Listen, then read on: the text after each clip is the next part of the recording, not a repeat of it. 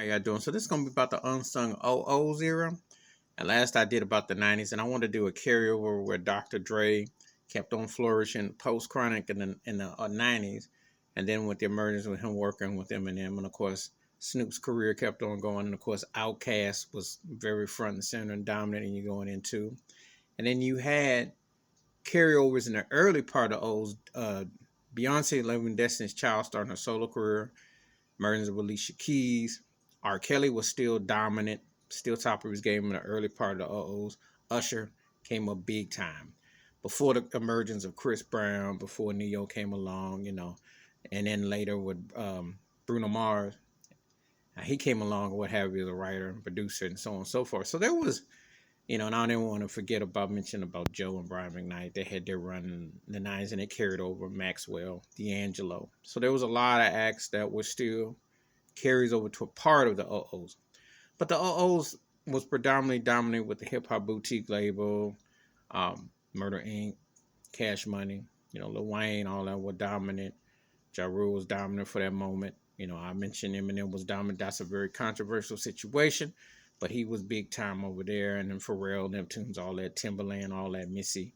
They were big acts coming through with that. But the technology changed the landscape. Rihanna was like one of the beneficiaries of the ringtone. Remember that? Ringtone era was big in the OOs. So that was replacing the cassette single and the CD single.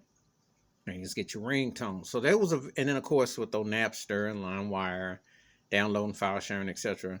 And then now everything is digital, and then you work your way up to Drake, which is part of those OOs. Because remember that bidding war with him, and when he was, so Nicki Minaj, all that, it's to where you almost got to now. So interesting era, but it was more from the technological standpoint as opposed to the artist standpoint. It was a difference between when you go from the 90s to OOs, you started to see more, obviously collabs and all that, but you saw more of the download and more of a different approach. Record stores started to become obsolete. And I mentioned this in R&B hip hop, where then you didn't see no more of the groups, the bands, all that. A lot of technology has definitely dissolved a lot of that. So it has meant more. And of course, I don't want to forget Nelly was big.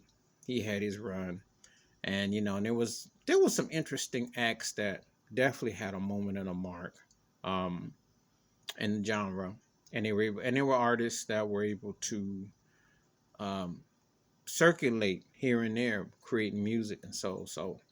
But how do you remember the OOs? And to me, it fell off after the 90s. I'm just saying. To me, the 90s was that last era where you could kind of make an argument. But since then, a handful of acts decent, but it's been pretty safe, pretty. Mm. Obviously, I forgot to mention Jay Z and Nas, and I won't throw those guys in there, and Ice Cube, and then you had some acts like that. You still had some veteran acts, but you definitely have seen a change in the shift and the stylistics and stuff like that. So acts were moving to the movies, like Will Smith, who was big in the 90s with DJ Judge and was a solo artist. He had a big solo career in the 90s, and then he carried over, but films dominated more. And that's why most of your rappers and people have gone, like Ice T and so forth, and Latifah too. So just mentioning them, that where they've gone and what you've seen. Anyway, give me your thoughts and your takes.